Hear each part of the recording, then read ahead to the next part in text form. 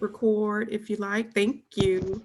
So, good morning, everyone. Thank you for taking the time to join us this Friday.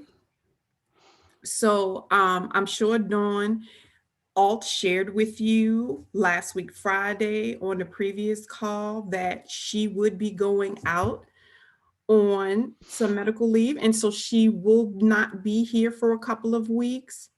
So it will just be me and Julia here holding down the fort. If you have any questions or concerns, you can always reach out to us and we will address them and get back to you as soon as possible. So for those of you that may have not joined us on the previous calls, my name is Tonda Jeffries. I am the Head Start State Collaboration Office Director, and I am housed in the Virginia Department of Education. So there were just a couple of things. This was supposed to be just like a debrief week. Let's just check in, a little more informal. And I know we've had a lot of content specialists in the last several weeks come on and join us and share some information. I heard Friday went really well, and I did send out the PowerPoint slides from Dina Buck for everyone to have a copy of the discussion about Learn the Signs, Act Early. So if you have any further questions about that, just let me know and I can forward them to Dina Buck so that she can answer them for you. Good morning, Dawn. How are you? I see she's trying to get fully connected as well. So I wanted to give you just a couple of updates about things going on in the state. We see the mapping. If you watch the news, you know that the numbers and all of the metrics for COVID-19, they're on the rise across the country. It's not unique to Virginia. And we're just trying to make sure that we're diligent about being healthy and safe. And so the governor did update some of the guidelines as it pertains to some restrictions for the state of Virginia. So I'm going to share my screen really quickly. I've gone to the governor's page. Why can't I see? Hold on. I always have that issue. Files, basic. Okay. So I'm trying to get, that's not the right thing to pop up. Hold on.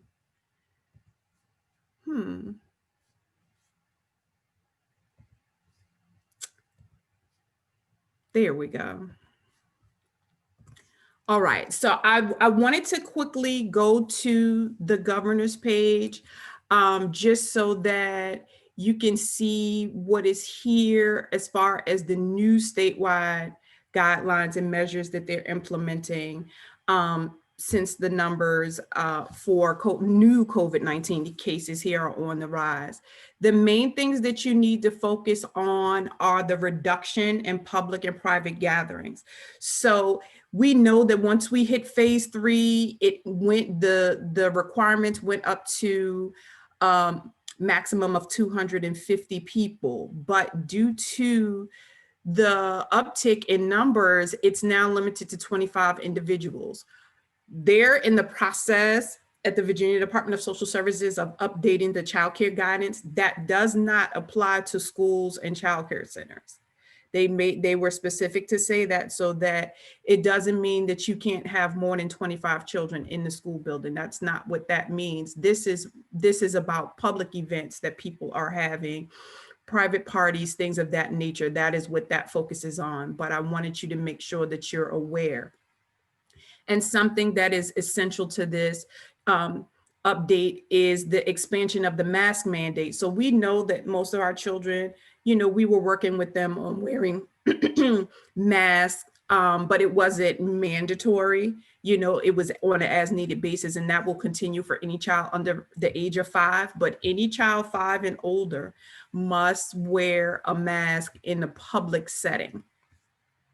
So if they're in the grocery store, they're out with their families, they need to wear a mask if they're 5 and older. So They've changed some guidelines as it pertains to retail businesses to give them the authority to um, enforce these mask guidelines, because some people do kind of take it as it's a choice, but they want, in order for us to be safe and in order for us to make sure that we're doing all that we can so that we can stay healthy, they want to make sure that they give the authority to businesses to enforce these mask laws. They did make mention about an alcohol curfew, but I wanted you to be fully aware of what the new updates were. They came into effect Sunday at midnight. There's also a link here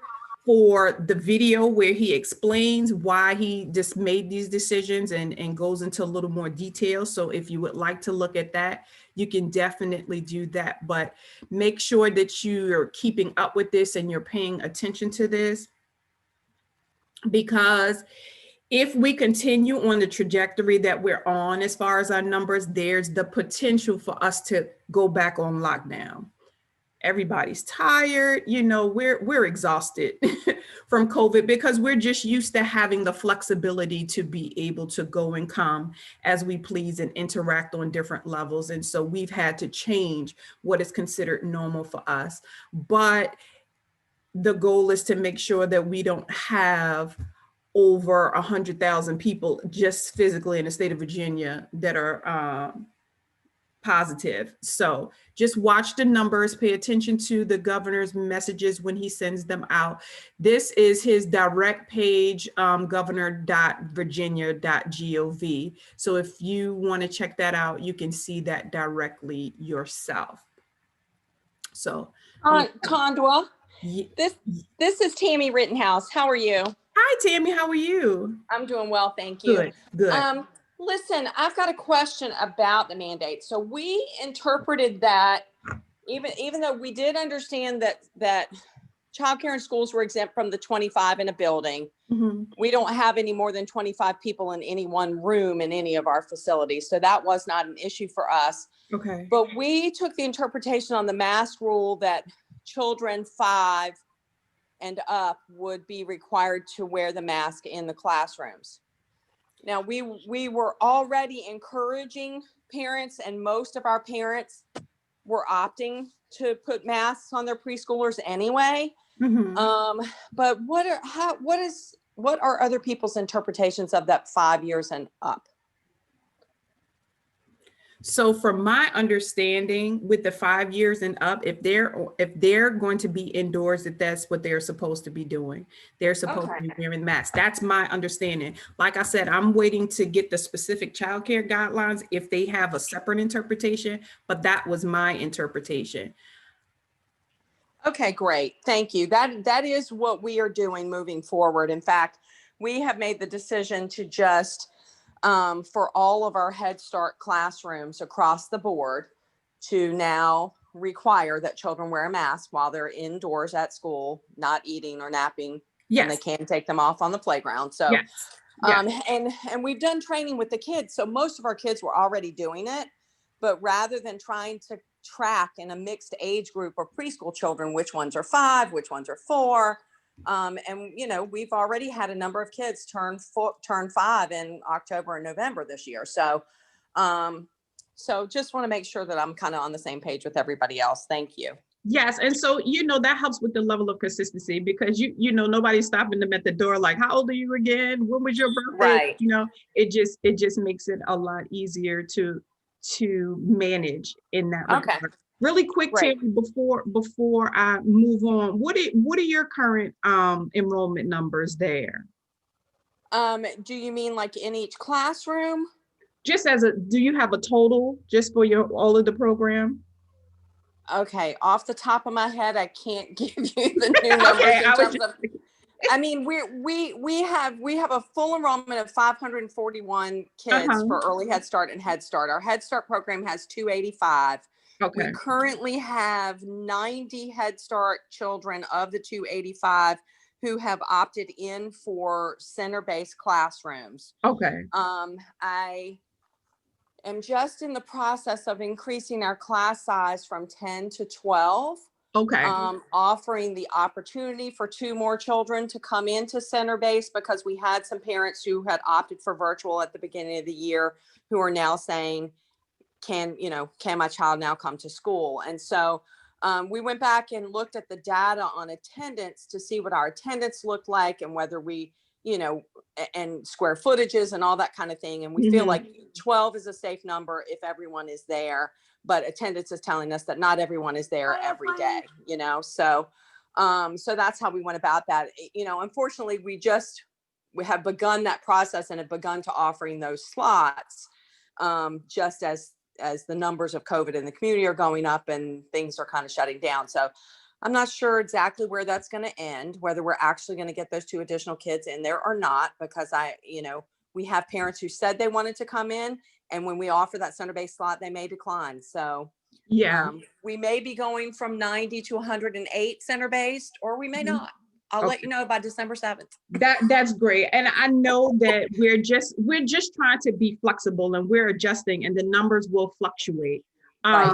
I am reporting information back to the chief school readiness officer. And since I did touch on that with you, I'll just send just a quick reminder I will share. The Google sheet that I sent out, those of you who have already completed, thank you, thank you, thank you. Those of you who have not, if you could take a second and go to the link today and go ahead and get those numbers in, because we're putting a report together that we're sharing out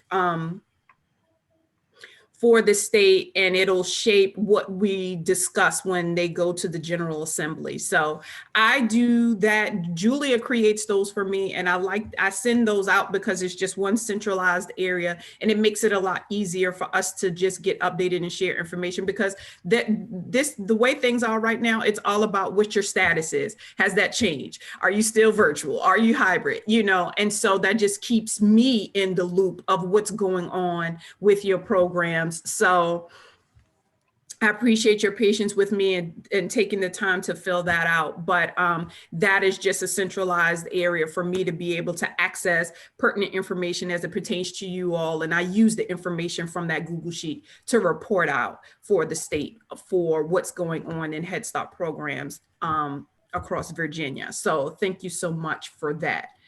So I did want to share with you another state update. I know previously we communicated with you to take time to look at the early learning development standards.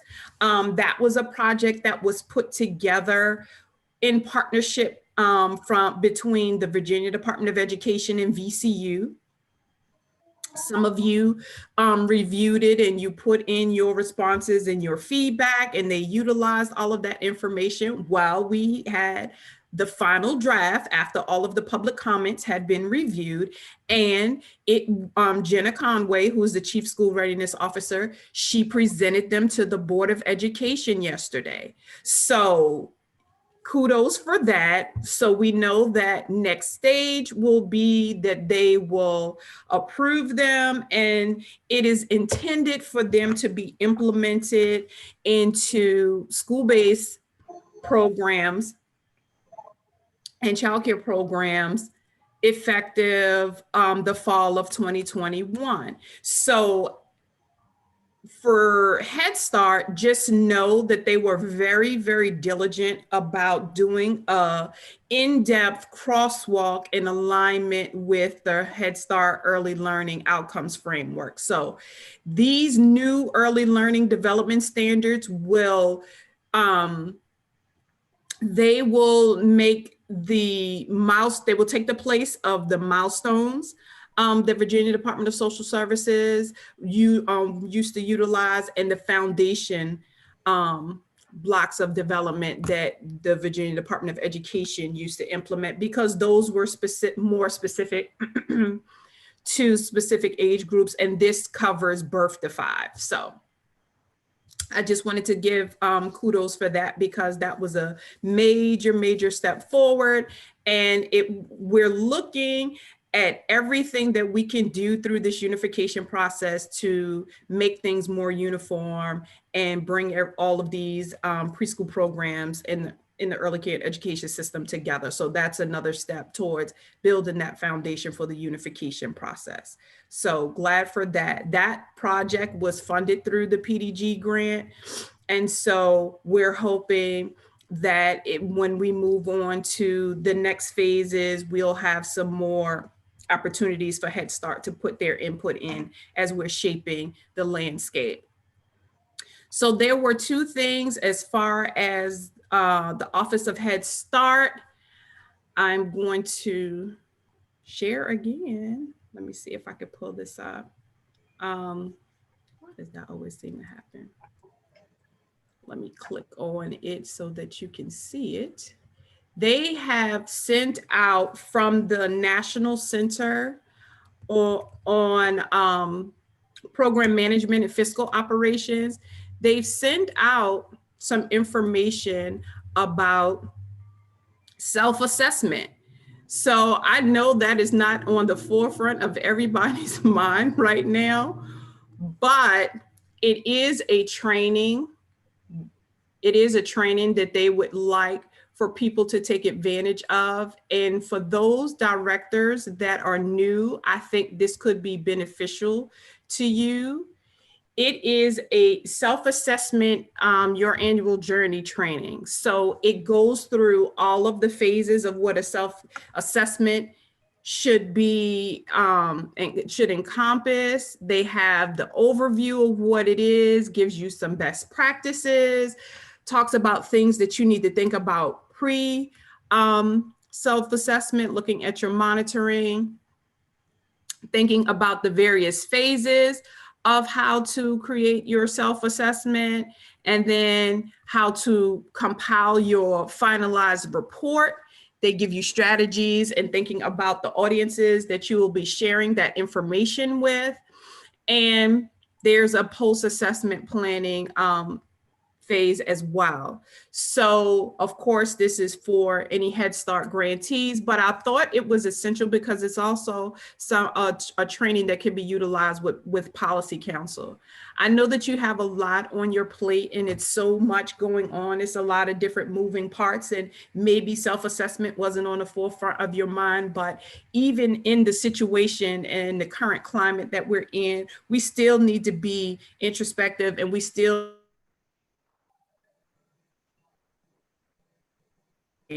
we received a lot of flexibilities in guidance and in federal performance standards regulations from the Office of Head Start, just to be able to continue on right now. And so I don't want us to get to a place where we're forgetting about the major components. I know you all are very seasoned. You all are leaders in your programs, but I just want to, my goal here is just to give you the information and give you whatever supports and resources I can in order to keep you going. Oh, I'm gonna stop sharing this. I did want to make a quick shout out. I will say thank you immensely to all of you who completed the needs assessment survey. I appreciate you on so many levels. We are compiling that data now and putting it together. We're trying to change how we report that information out and what the report looks like. So in January, we'll look at that as far as all of the grantee agencies being able to acquire that final compilation report. But we have made it to 71%. Thank you, thank you. That is something that has not occurred in Virginia since about 2014. We've never had that level of participation, and I know I would not have been able to get that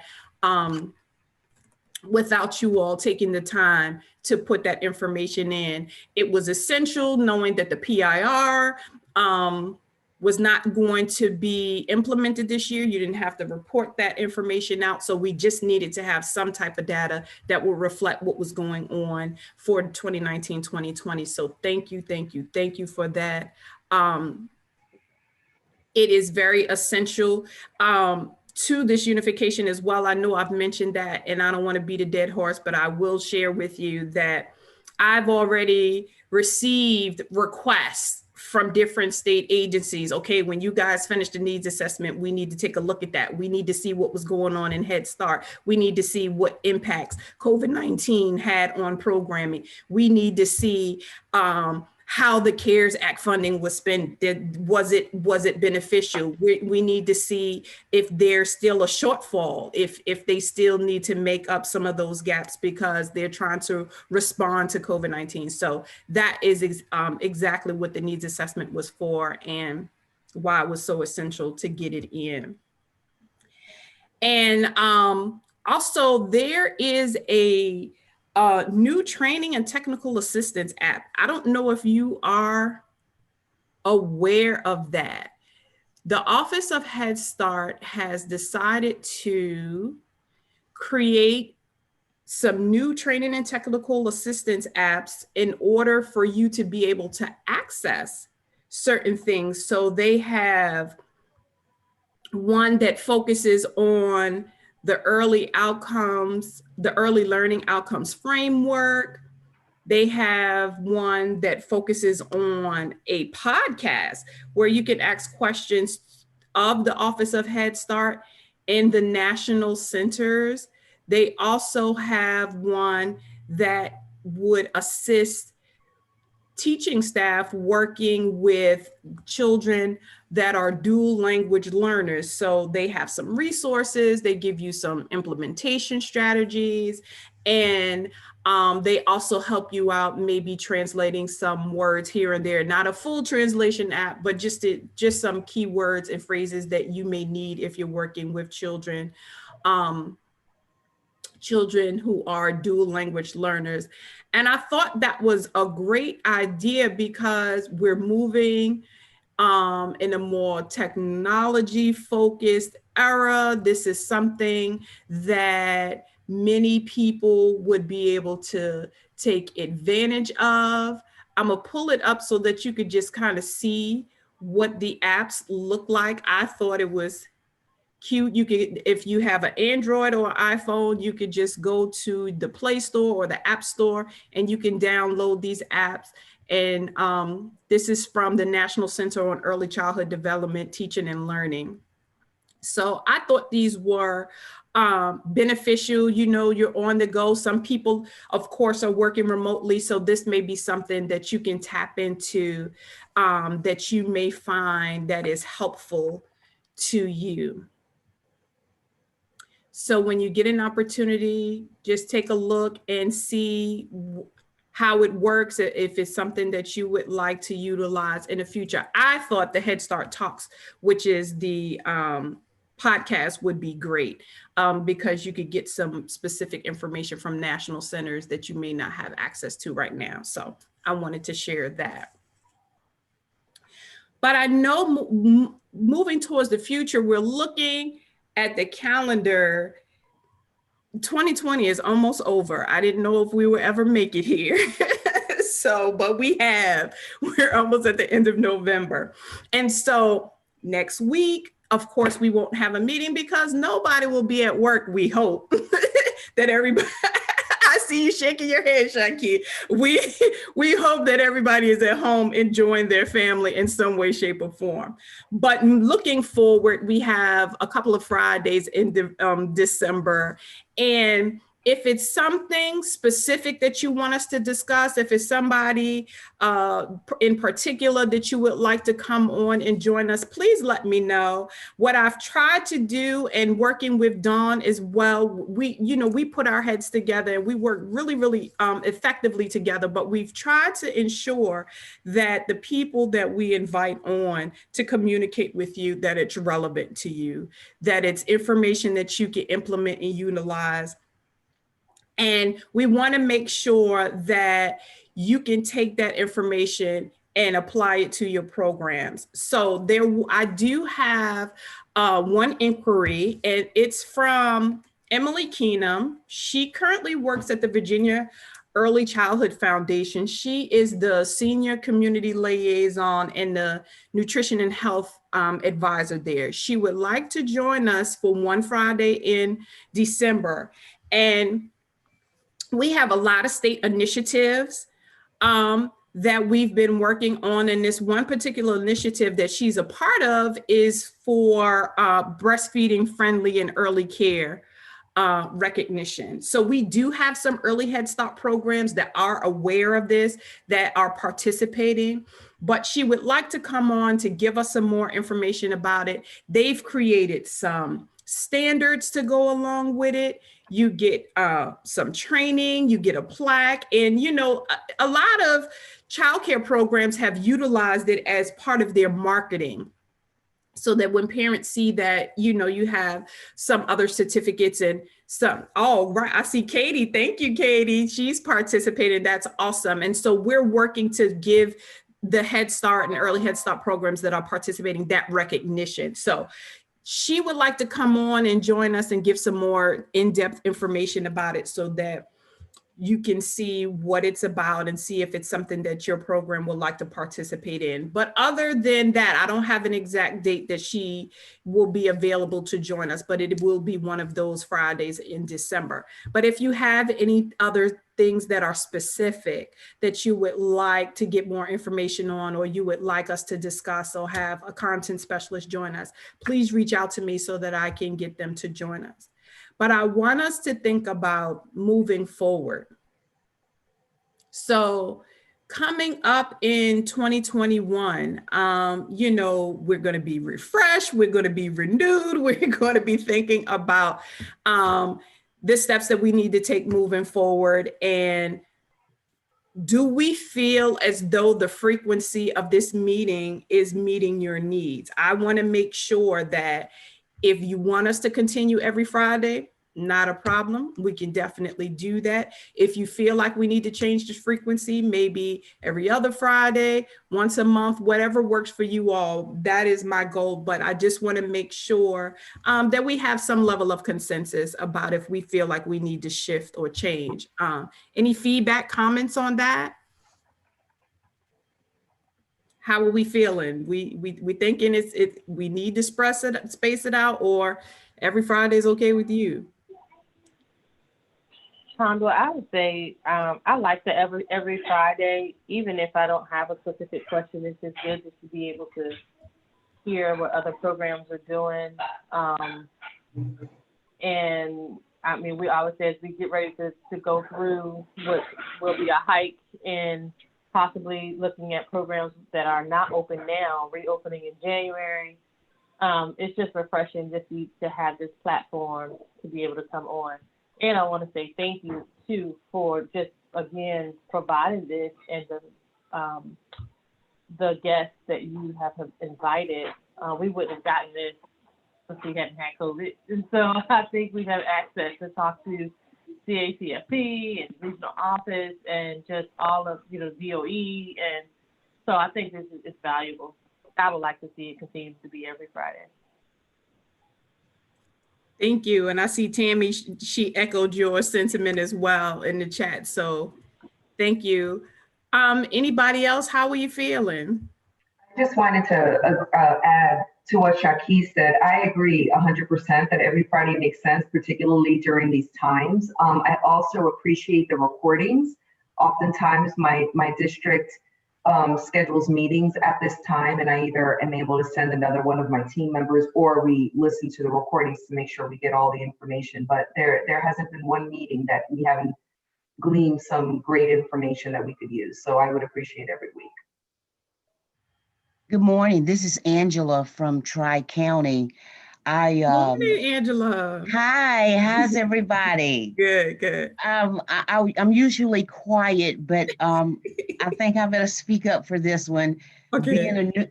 Being a new director, not quite 1 year old yet, this has been amazing to me. As I stated earlier, I came in February, and COVID hit at the beginning of March. Mm-hmm. So it was a little difficult for me, but seeing all of you and listening to all of you have given me encouragement, inspiration, I don't say much, but I'm taking notes and I'm trying to remember things. So I just want to be like y'all when I grow up. So I would like it to be every Friday. I'm getting used to that. Um, and then that way I can share more. It makes me look smart when I meet with my team. I'm loving it. So yeah, I would prefer it to stay every Friday if possible. Thank you. Well, I Hello, see. Tom. Oh, excuse me, Will. Go ahead, please provide your input. No, that's okay. No, I just wanted to say that moving forward, I will be filling in for Tangi a lot, Okay. and filling in for her and with her moving forward. And so I think every Friday is a magnificent idea.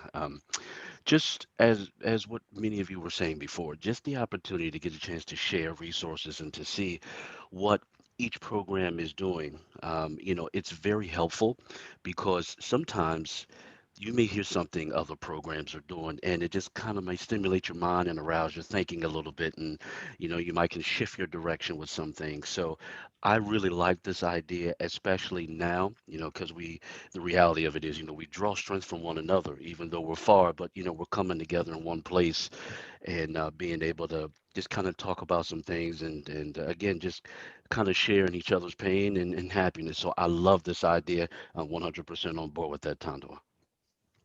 Well, thank you. Thank you, Sharice and Angela, Will, and everyone that wrote in the chat. So we're just going to move forward. We're just going to roll with every Friday for now. If anything needs to change, we'll address it at that particular time. I make sure that I earmark this time for you all to make sure that I can be available as much as possible with all this going on. So that's great.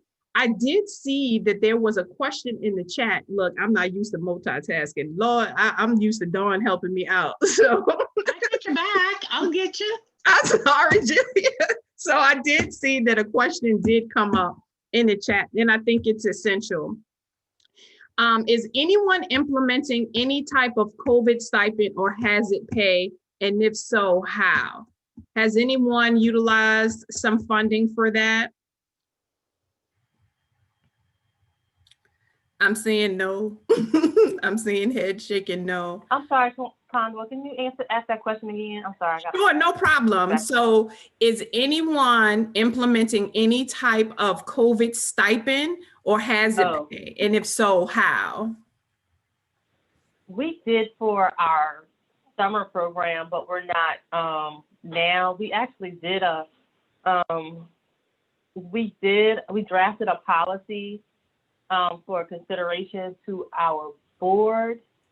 They had a lot of questions, so we kind of put it back on the back burner because, and I think one of the concerns was, once people get used to it, how you're going to retract it, and how to, does that open up a can of worms for other programs across the CAP agencies that are essential staff and frontline that don't have those additional funds to do. So it just raised a lot of questions.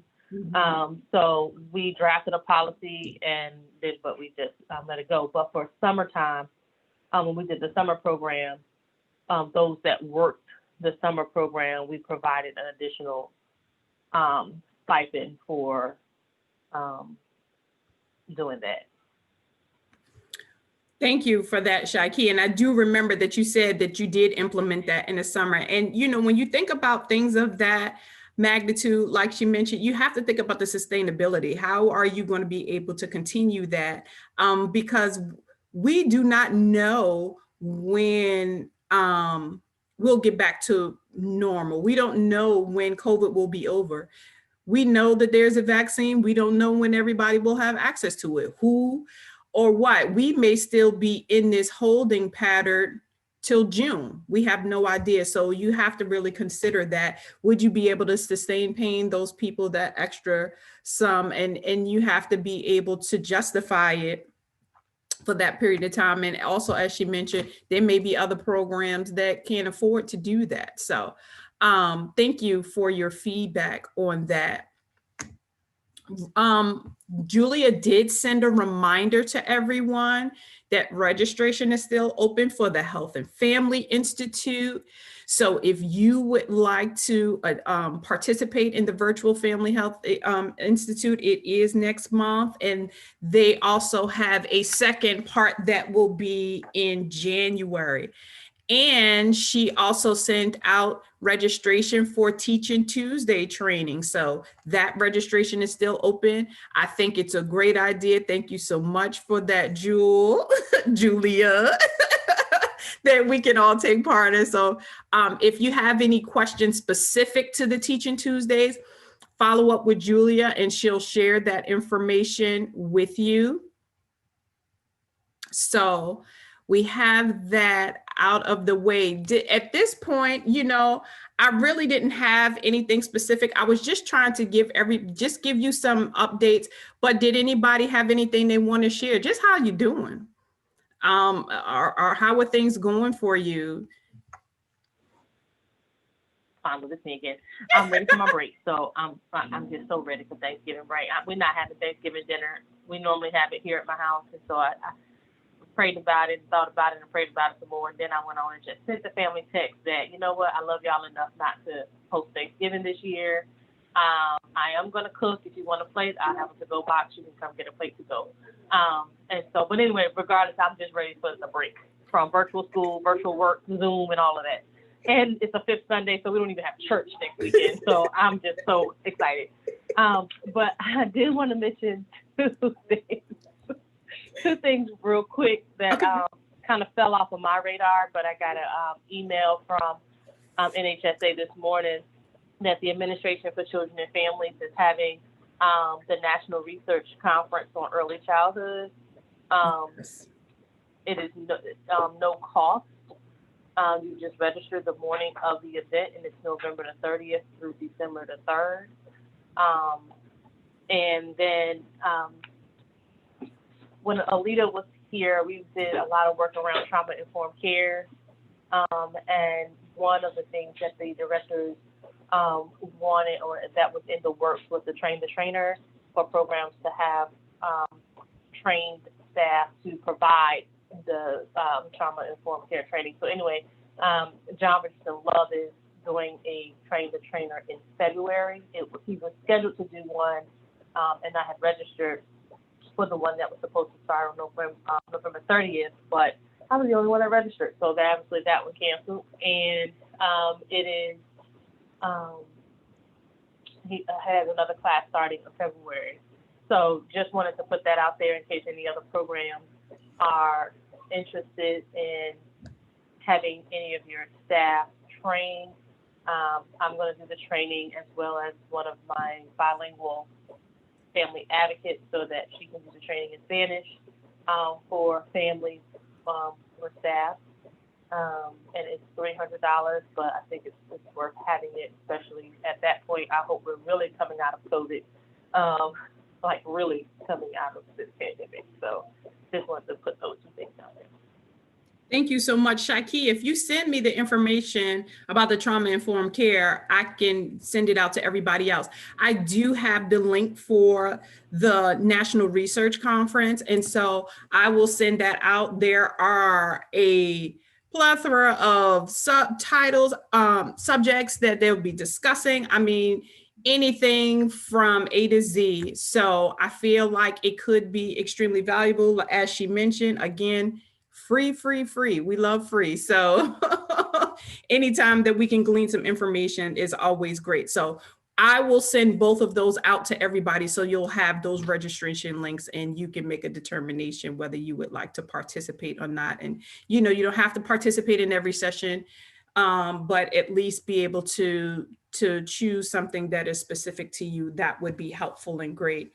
And believe me, Shaki, I echo your sentiment. I cannot wait for next week. I cannot wait. And we've made the same determination. We're going to cook at our house. If you want a plate, you can get a plate, but you can't stay. So I was sharing with Julia earlier, we were having family come up from out of town, but that's just not going to work. So we're just all making adjustments. But the blessing is it is a short week.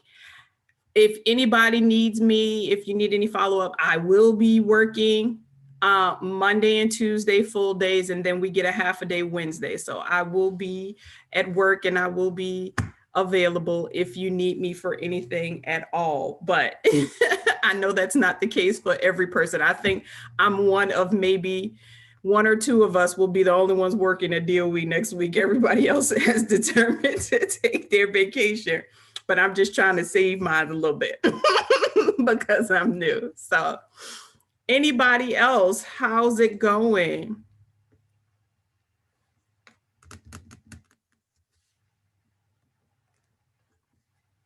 You're gonna make me feel like a teacher again. I have to call on somebody.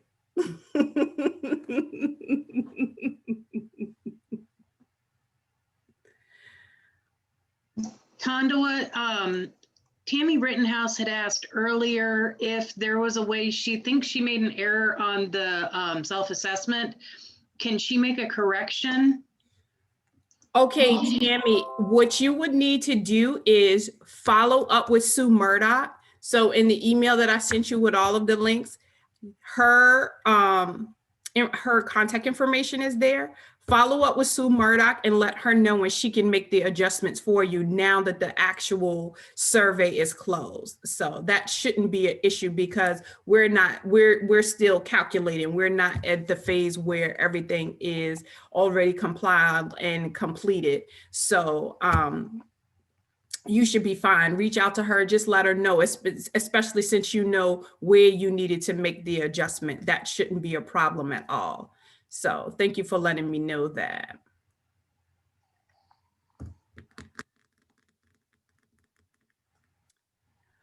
All right, well, I'm not going to make you stay on the phone with me. It's 10:45. So if anybody has anything else to add, here's your opportunity. If not, I gift you these 15 minutes back to your life. Enjoy your weekend. Enjoy your holiday. Please, please, please make sure you get some rest. Take some time for yourself because you definitely, definitely deserve it. Quick reminder, those of you who have not completed the Google Sheet, please go back in and fill out the Google Sheet because I'm going to be checking it before the end of the day so that I can have access to that information and report it out. So thank you for your participation. I will see you not next week, but December the 4th, but you'll get some communication from myself prior to that in order to let you know what we'll be discussing, and I'll have an agenda for next time. So Hey, Tanya, one yes, thing. Will. Yeah, one quick question. Can I Sure. give you my direct email so that you can start forwarding correspondences to me as well so that I can get this information too? You definitely can. You give me your Okay, information, I'll add you to my listserv, okay? great. So should I just put it here in the chat? Does that work or? You can put it right there in the chat and I'll get it. All right, awesome. All right, so look So, out for the recording from Julia and you guys enjoy. I'll talk to you next time. Take care, everybody.